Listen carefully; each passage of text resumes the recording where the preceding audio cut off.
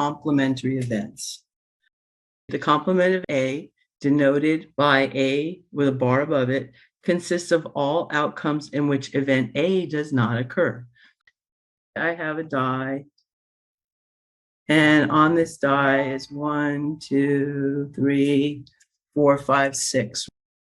A is going to equal 6. The complement of A, which we say A bar, would be everything but 6.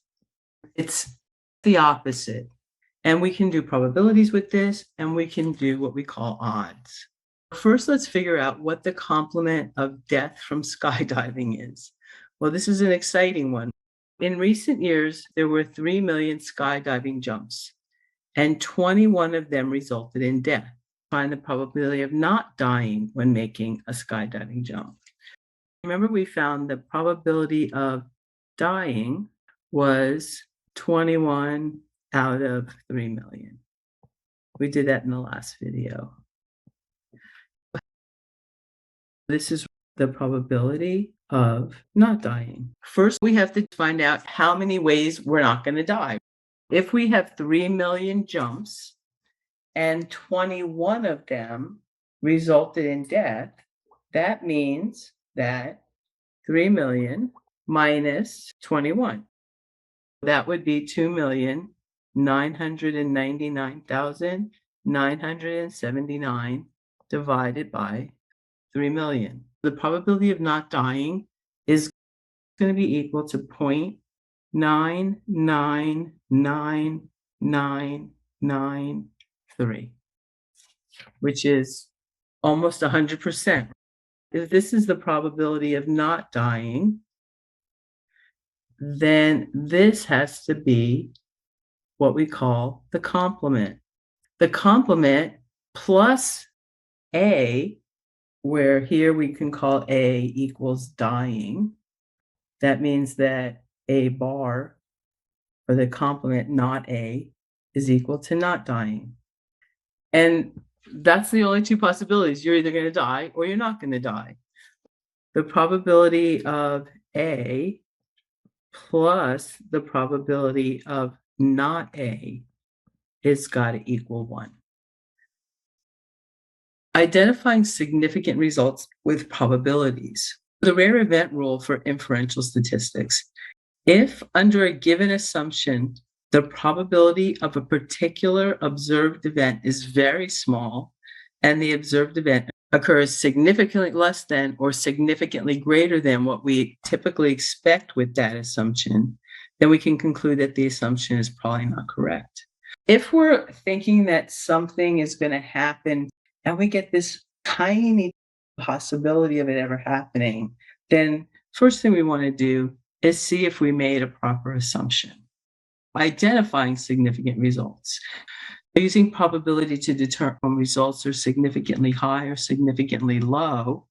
When they're significantly high, X successes among N trials is a significantly high number of successes. The probability of X or more successes is unlikely if it has a probability of 0.05 or less, which is the same as 5%. If X is significantly high number of successes, for example, if P of X or more is less than or equal to 0.05, then we have a significantly high number of successes. For example, the skydiving, we have a significantly high number of successes because our probability of not dying was equal to, I think there was like 5 9s and then a 7. Here we said A is equal to dying. A complement is not dying. If I would round it to 3 decimal places, I would round this up to 1. And 1 is basically you're not going to die. If that's my significantly high number of successes, 21 out of 3 million, or a significantly low number of successes for not living. And I consider a success not dying. Hopefully you would consider that a success. Then we have a significantly low probability that we are going to die. That's significantly low because that's less than 0.05. What is 5% of 3 million? We multiply 3 million times 0.05 and we get 150,000. We have up to 150,000 people could die, and it would still be significantly low. Probability review. The probability of an event is a fraction or a decimal between 0 and 1, including 0 and 1. The probability of an impossible event is 0, and the probability of an event that is certain to occur is 1. And we can also say it's the same as 0% chance or 100% chance.